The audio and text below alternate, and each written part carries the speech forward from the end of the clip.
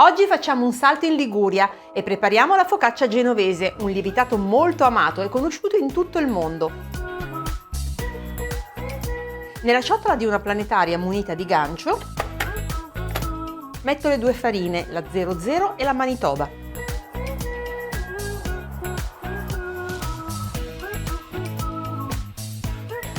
In una ciotolina verso un po' di acqua presa dalla dose totale e ci sbriciolo dentro 15 g di lievito di birra. Con un cucchiaino mescolo per scioglierlo. Poi sciolgo anche il miele e il sale nell'acqua restante.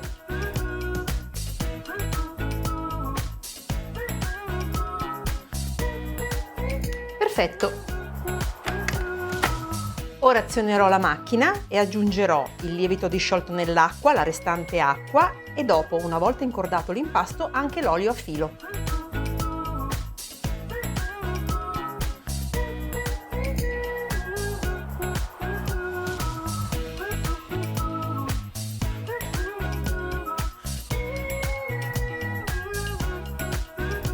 L'impasto è pronto, non preoccupatevi se lo vedrete un pochino morbido. Mettiamo un po' di olio extravergine d'oliva sul piano di lavoro. E poi facciamo le pieghe, ovvero prendiamo la parte superiore dell'impasto, lo portiamo verso il centro. Facciamo la stessa cosa con la parte inferiore, con la parte sinistra e quella di destra. Prendiamo una ciotola, copriamo l'impasto e attendiamo 10-15 minuti. Sono passati 10 minuti, ripetiamo le pieghe. Prendiamo sempre la parte di sopra, la portiamo al centro, quella di sotto e quelle laterali. E aspettiamo altri 10 minuti.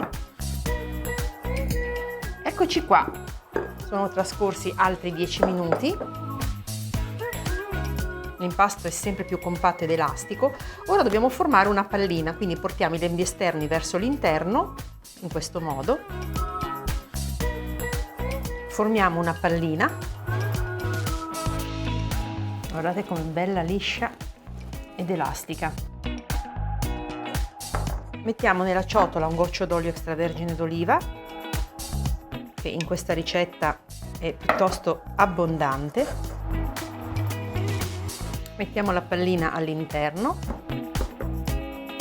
sigilliamo con la pellicola trasparente e lo lasciamo lievitare per circa 2 ore, 2 ore e mezzo nel forno spento. Ed ecco il nostro impasto ben lievitato. Eliminiamo la pellicola, prendiamo una teglia da forno e la cospargiamo con abbondante olio extravergine di oliva e poi ci rovesciamo sopra l'impasto. Mettiamo un po' d'olio sul palmo delle mani e schiacciamo bene la focaccia fino a coprire tutta la superficie della teglia. Ci vorrà un po' di tempo perché l'impasto tenderà a tornare indietro, proprio perché sotto c'è dell'olio. Ho steso l'impasto e ho formato tante piccole fossette con i polpastrelli delle dita, proprio tipiche della fugassa. Ora deve lievitare per altri 30-40 minuti nel forno spento.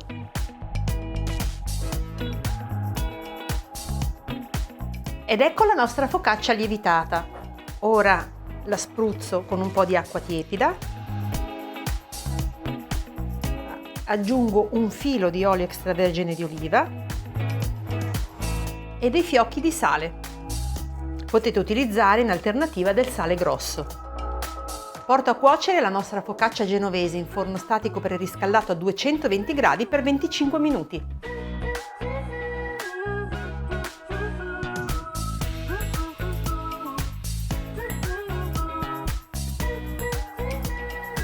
Il modo migliore per gustare la focaccia genovese? Accompagnarla con un piccolo bicchiere di vino bianco, che in dialetto ligure viene chiamato anche gianchetto, ma c'è anche chi adora tuffarla in un caldo cappuccio o nel latte per esaltare il contrasto dolce-salato.